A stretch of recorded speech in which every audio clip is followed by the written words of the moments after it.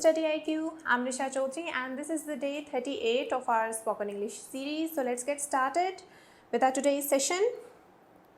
And this is your yesterday's task. First तो था आपको 2 मिनट तक लगातार मिरर के सामने स्टोरी बोलनी है, कोई भी सिचुएशन है उसके ऊपर आपको बोलना था.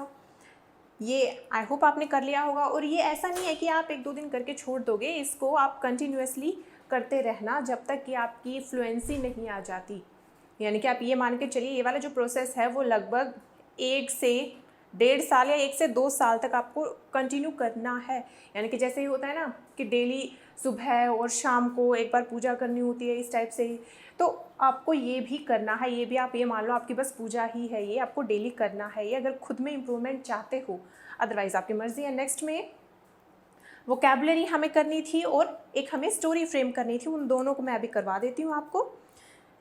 ये थे हमारे ब्लैंक्स और ब्लैंक्स में हिंट दे रखे थे पहले से. देख लेते एक बार. The first is he didn't actually say that I was being rude but that was the dash. यानी कि उसने एक्चुअल में ये नहीं कहा कि मैं रूड हो रही थी उस टाइम पे, लेकिन but that was the dash. यानी कि लेकिन वो दिखाई दे रहा था. यानी उसने सामने से कहा तो नहीं कि मैं रूड हो रही थी उस टाइम पे या मैं रूडली बिहेव कर रही थी, लेकिन दिख रहा था. यानी कि इम्प्लाई हो रहा था, implication.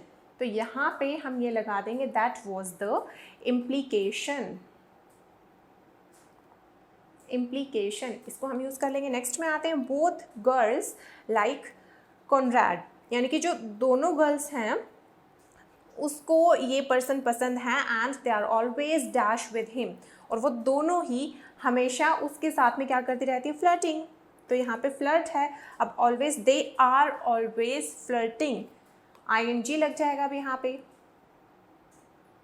They are always flirting. Next है she dash towards him and whispered in his year.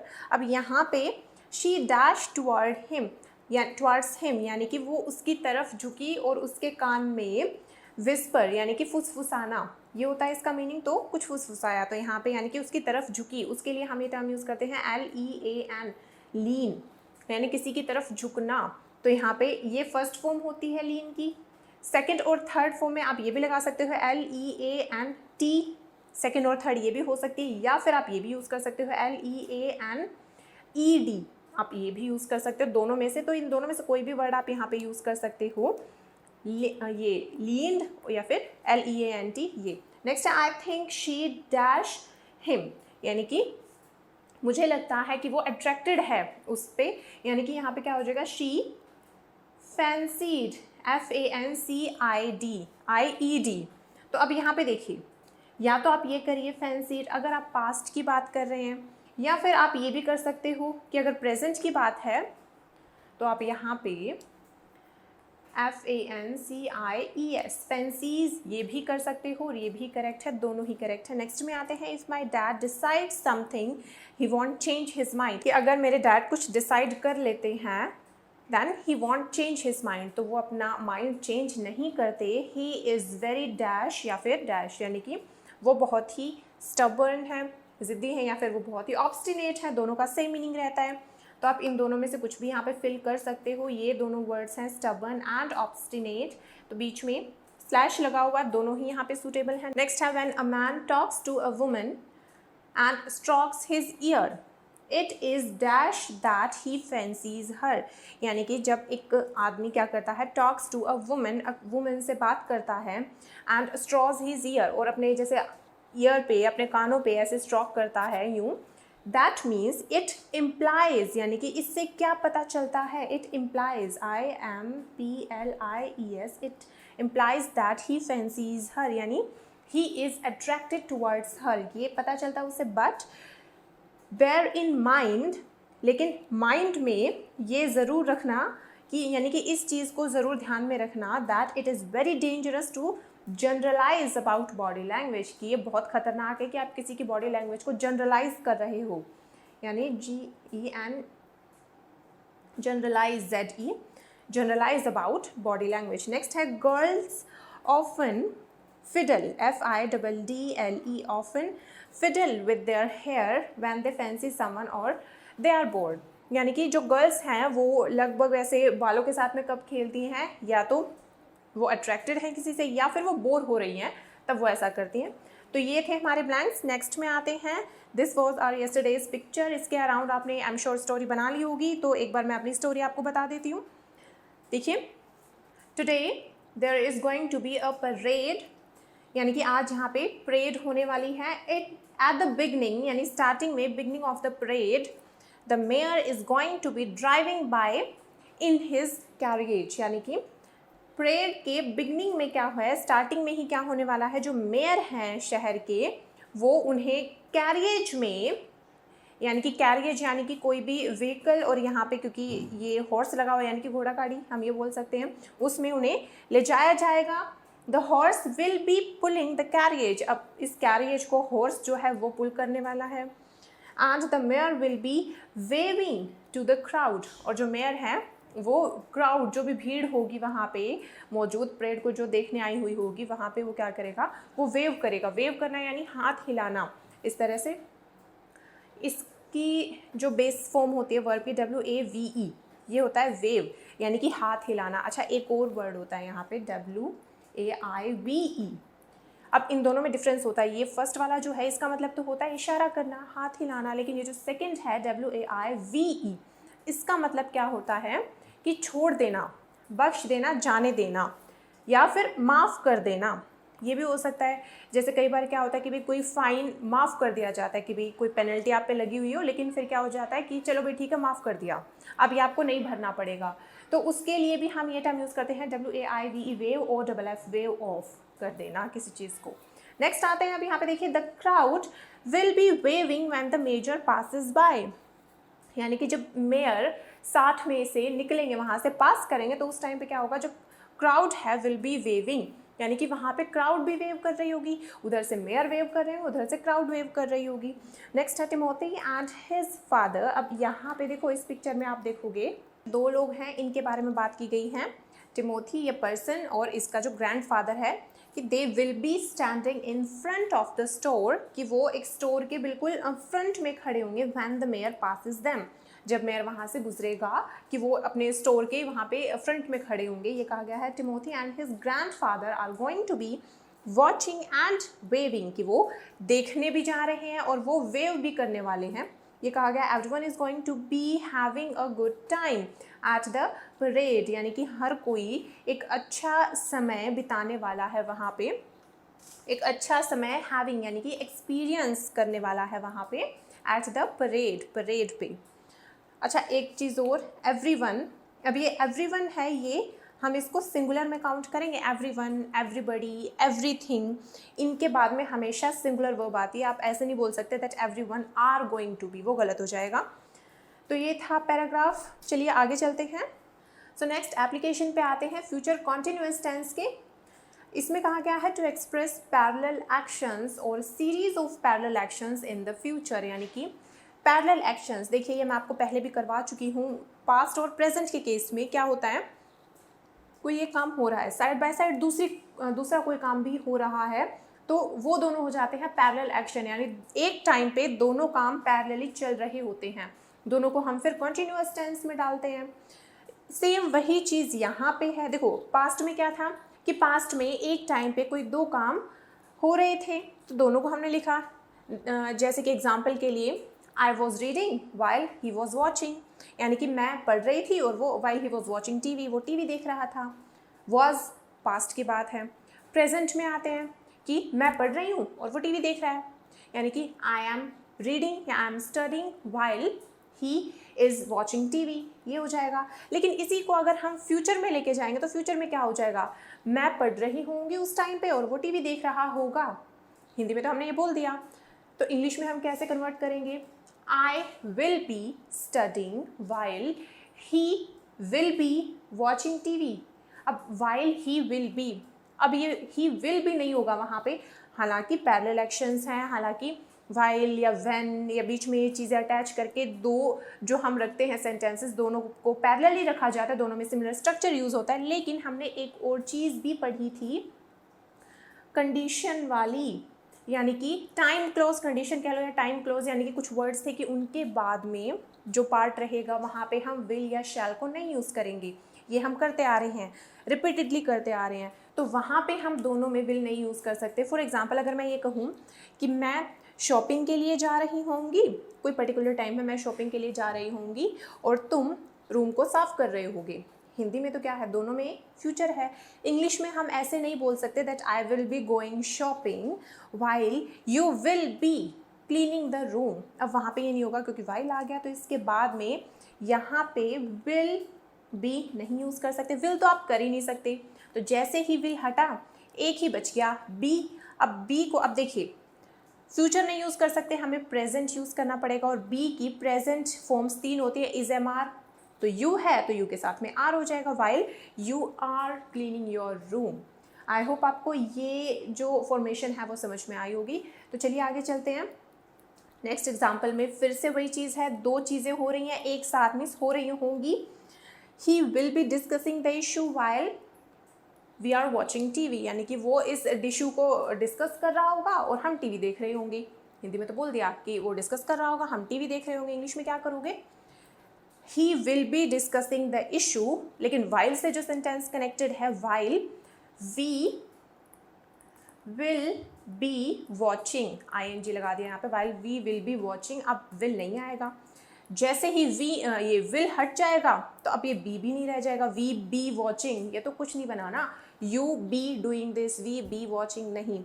So B की यहाँ पे प्रेजेंट वाली फॉर्म लगानी पड़ेगी हमें, प्रेजेंट में इज एम आर में रहता है, वी है तो while we are watching TV, ये हो जाएगा। नेक्स्ट में आते हैं, this time next week they will be dancing chatting together and having fun, यानी कि नेक्स्ट वीक सेम इसी टाइम पे वो लोग डांस कर रहे होंगे, चैट कर रहे होंगे और मज़े कर रहे होंगे। तो हाँ, हमें यहाँ बोल सकते हैं क्योंकि यहाँ पे कोई ऐसा वर्ड नहीं यूज़ हुआ था ना, when, while, if, suppose, as if, in case, ये सारी चीज़ें। नेक्स्ट है मैरी, अब ये पर्सन फीमेल का नेम है, will be waiting for him while he is arriving at the airport, यानी कि जब वो एयरपोर्ट जा रहा होगा तो दूसरी साइड क्या है, मैरी उसका वेट कर रही होगी। लेकिन अब देखिए मैरी वेट कर रही होगी, मैरी विल बी वेटिंग जब वो एयरपोर्ट जा रहा होगा, while he will be going to airport नहीं, वहाँ पे विल नहीं होगा, while he is going to the airport या फिर while he is arriving at the airport. Next है while John is trying to pick his child up he will be running away, यानी कि जब जॉन अपने बेटे को ऐसे उठाने की कोशिश कर रहा होगा तो वो उसका बेटा जो है वो भाग रहा होगा। तो यहाँ पे भी क्या है, जो वाइल से कनेक्टेड था वहाँ पे हमने इज़ को यूज़ किया है, ना कि विल बी को। तो बस आपको ये चीज़ को ध्यान में रखना है कि पैरेलल एक्शंस में स्पेसिफिकली पास्ट और प्रेजेंट वालों में तो कोई प्रॉब्लम नहीं है, वहाँ पे तो पास्ट के केस में दोनों में ही आप पास्ट कॉन्टिन्यूस यूज़ करोगे, प्रेजेंट के केस में दोनों में ही आप प्रेजेंट कॉन्टिन्यूस यूज़ करोगे, लेकिन फ्यूचर के केस में दोनों में आप फ्यूचर कॉन्टिन्यूस नहीं यूज़ कर पाओगे। एक पार्ट में तो फ्यूचर कॉन्टिन्यूस हो जाएगा यूज़, लेकिन जो वो पार्ट है जहाँ पे व्हेन, वाइल इनसे स्टार्ट होगा वो पार्ट आपको प्रेजेंट कॉन्टिन्यूस में ही रखना पड़ेगा। सो ये था ओवरऑल इसका जिस्ट। तो चलिए अब देखिए एग्जाम्पल को देख लेते हैं एक बार। Janet will be talking and Emily will be listening to every word। अब आप ये सोचो कि यहाँ पे भी will be है, यहाँ पे भी will be है, अब कैसे आ गया ये, अब कैसे पॉसिबल हो गया। अब देखिए यहाँ पे and लगा हुआ है, यहाँ पे अगर ये होता ना while या फिर ये होता when, फिर हम नहीं कर सकते थे सिर्फ इनके केस में कि when या while Emily, अब फिर वहाँ पे विल भी नहीं होता, एमिली इज़ लिसनिंग ये हो जाता, लेकिन यहाँ पे एंड है, एंड से या फिर कोमा से अगर 2 चीज़ें इस तरह से कनेक्ट कर रखी हो, हाँ फिर आप कर सकते हो। बस प्रॉब्लम सिर्फ यहाँ पे आती है वाइल, व्हेन, इनके केस में। तो चलिए आगे चलते हैं। अब ये देखिए आपके लिए फिर से नया टास्क है, टास्क की कमी नहीं है, बस आप करने वाले बनो, आप बस प्रैक्टिस जारी रखना अपनी। अब यहाँ पे देखिए what will you be doing in a few minutes, यानी कि आप क्या कर रहे होगे कुछ मिनट्स में, आपको वो सारी चीज़ें बतानी है। अच्छा अब इसके केस में आपको करना क्या है, अब है ना आप लिखना बंद करके, आप बहुत लिख चुके हो, बहुत आप बोर्ड गेम्स कर चुके हो, अब टाइम है कि आप वो लिखना छोड़ के अब आप बोलना स्टार्ट करो। अभी लिखने का हो गया बहुत सारा, हमें पता चल गया कि किस तरह से सेंटेंसेस को हम लिख सकते हैं, फ्रेम कर सकते हैं। अब डेली मिरर के सामने 2 मिनट तक लगातार आपको इनमें से किसी भी क्वेश्चन पे बोलना है बिना रुके, ये आप स्टार्ट करो और ये टास्क आप देखोगे जल्दी भी हो जाएगा और इससे आप में कॉन्फिडेंस भी आएगा, दोनों चीज़ें होंगी। तो चलिए आगे चलते हैं। अभी एक और पिक्चर है आपके पास, अब जल्दी से एक बार इस पिक्चर को देखिए ध्यान से, ये देखिए कि क्या हो रहा है। अब इस पिक्चर को देख के तो ये लग रहा है कोई ये बहुत बड़े स्टेचर पे है ये पर्सन, यानी बहुत बड़े किसी पोस्ट पे है ये पर्सन, और ये सारे इसके कोई सर्वेंट दिखाई दे रहे हैं जो झुक रहे हैं, इसको ग्रेटिट्यूड जो दे रहे हैं झुक के। एक ये है, ये भी कहीं ना कहीं सर्वेंट ही लग रहा है, लेकिन वो एज में काफ़ी छोटा है जो उसका सामान लेके जा रहा है। तो ये चीज़ें हमें यहाँ से पता चल रही हैं। बाकी आप अपना जो भी आपको दिख रहा है स्टोरी में, आप अपनी स्टोरी बनाइए, अपना परसेप्शन लिखिए। तो जल्दी से वीडियो को पॉज करिए और स्टार्ट राइटिंग। आई होप आपने कर लिया होगा। तो चलिए देखते हैं आगे। अब देखिए ये जो पर्सन है इसका नाम है sir Thomas. Sir Thomas is going to be arriving at 3 o'clock today, यानी कि सर थॉमस आज 3 बजे आने वाले हैं। व्हेन सर थॉमस अराइव्स, कि जब सर थॉमस आएंगे, the servants will be waiting, servants जो हैं वो वेट कर रहे होंगे। अब यहाँ पे देखिए जब सर थॉमस आएंगे, तो इसको हम ऐसे नहीं कर रहे when sir Thomas will be arriving, हम डायरेक्ट बोल रहे हैं इसको व्हेन सर थॉमस अराइव्स, या फिर आप ये भी बोल सकते हो when sir Thomas is arriving, कोई डिफरेंस नहीं है दोनों। जैसे कि हमने अभी डिस्कस किया था ना कि सिंपल फ्यूचर और फ्यूचर कॉन्टिन्यूअस में ज़्यादा डिफरेंस नहीं आता, तो वैसे इसमें भी नहीं है, आप आराम से बोल सकते हो when sir Thomas is arriving या फिर व्हेन सर थॉमस अराइव्स, दोनों ही सही होंगे। The servants will be waiting.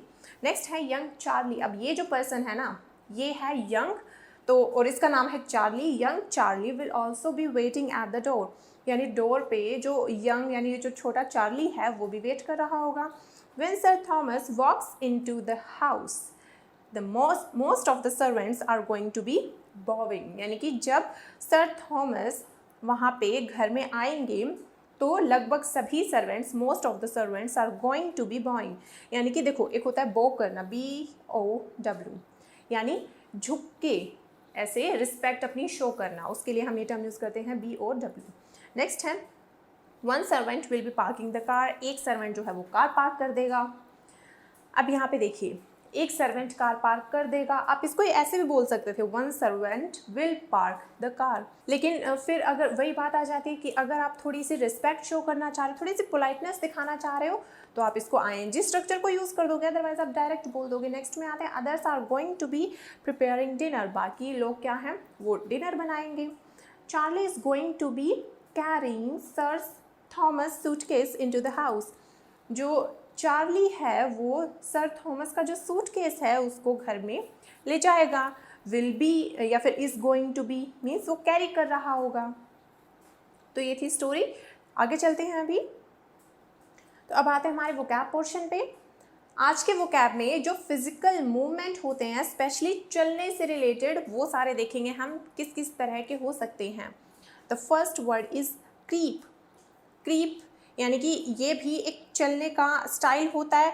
इसमें क्या रहता है, move slowly and quietly so you are not seen or heard, यानी कि एक टर्म होती है टिप टो। टिप यानी कि जो टिप होते हैं पैरों के जो पंजे होते हैं उन पे चलना, इस तरह से चलना, उसी के लिए हम ये टर्म यूज़ करते हैं क्रीप, यानी कि इस तरह से चलना, इतने धीरे धीरे चलना और इतने चुपचाप यानी शांति से चलना कि आपको कोई भी देख या सुन ना पाए, इस तरह से walk on your toes so that you are not heard, यानी कि आपको कोई सुन ना पाए। I crept up the stairs so that I wouldn't wake anyone, यानी कि मैं सीढ़ियों से जब ऊपर गई तो मैं बिल्कुल ही मीन्स ऐसे क्रीप करके गई ताकि मेरी जो आवाज़ हो उससे कोई जाग ना जाए, ये कहा गया है यहाँ पे। अच्छा एक और ये होता है इसका मीनिंग क्रीप करना, यानी कि रेंगना, उस सेंस में भी एक इसका मीनिंग हो सकता है। आपने सुना होगा क्रीपर्स, आपने बचपन में बायो में ये चीज़ पढ़ी होगी क्रीपर्स, यानी कि कुछ ऐसे प्लांट्स होते हैं कि जो ऐसे रेंग के यूँ फैल जाते हैं, यानी ऐसे बेल होती हैं जो ऐसे रेंग के फैल जाते हैं सब्जियों में, तो उनके लिए हम ये टर्म यूज़ करते हैं क्रीपर्स। और नॉर्मली अगर ह्यूमन बीइंग के लिए आपको यूज़ करना है तो वहाँ पे क्रीप का मीनिंग हो जाएगा, क्रीप यानी कि वर्ब, एज अ वर्ब, तो इसका मीनिंग हो जाएगा कि इस तरह से चलना कि आवाज़ ना हो, शोर ना हो, पता ना चले लोगों को। नेक्स्ट है स्ट्रॉल।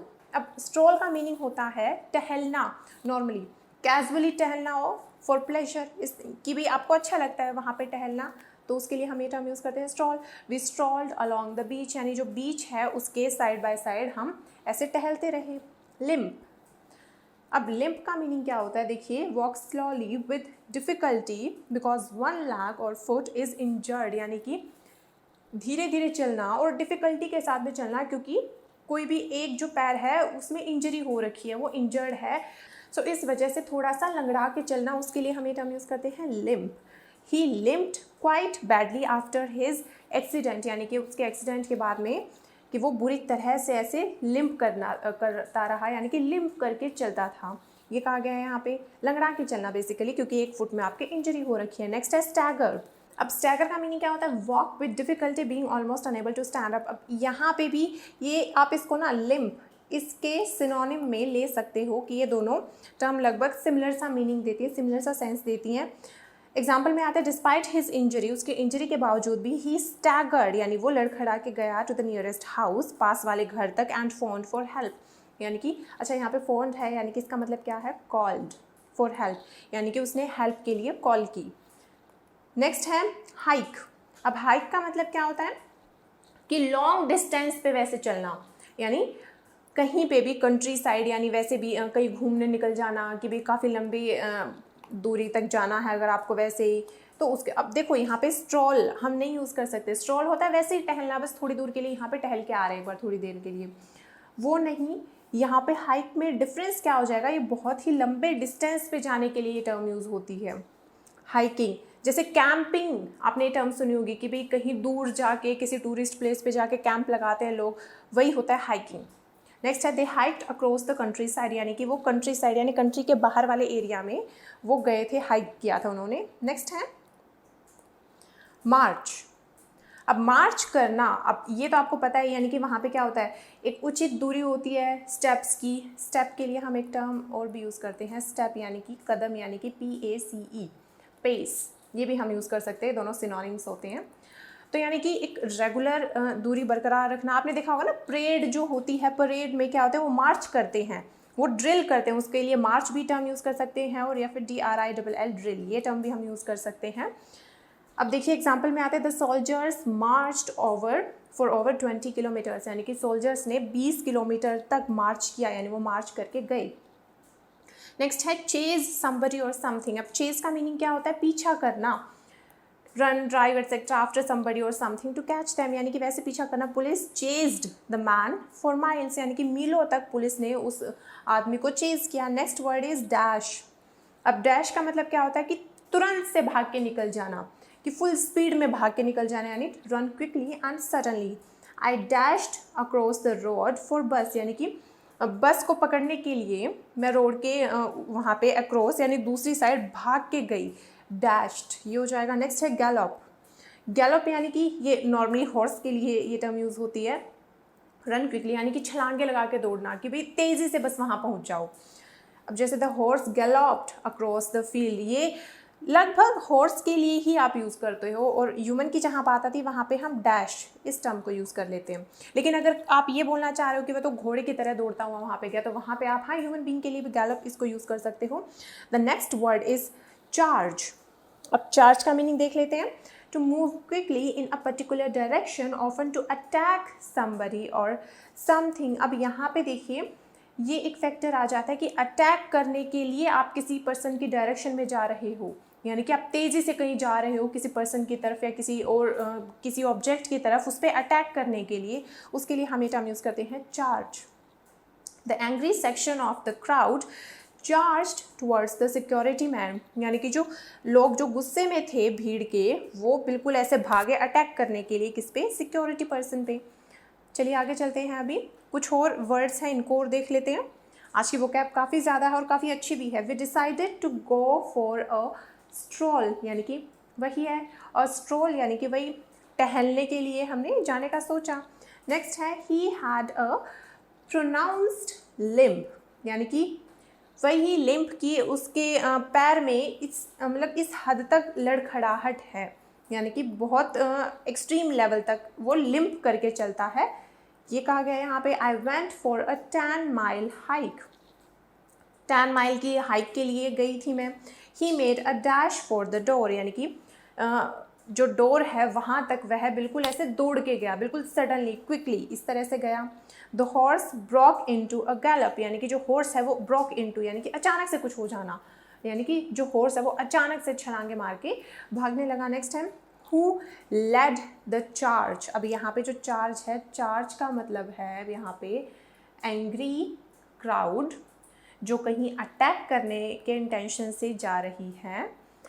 अब ये है चार्ज की बात, लेड। अब ये है lead, first form, led and led second और थर्ड फॉर्म।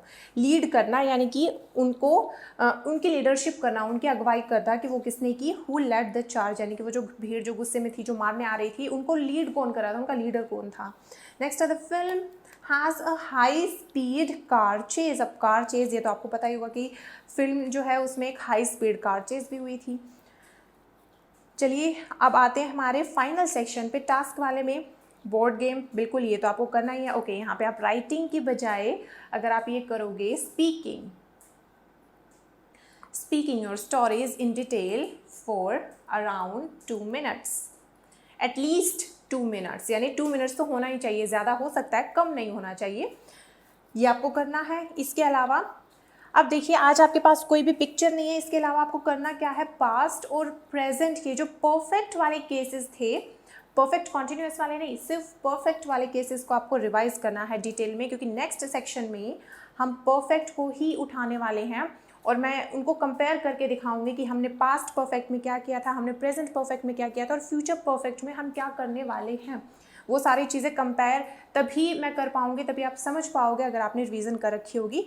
तो बस ये है आज का आपका टास्क। तो गाइज थैंक्स फॉर लिसनिंग।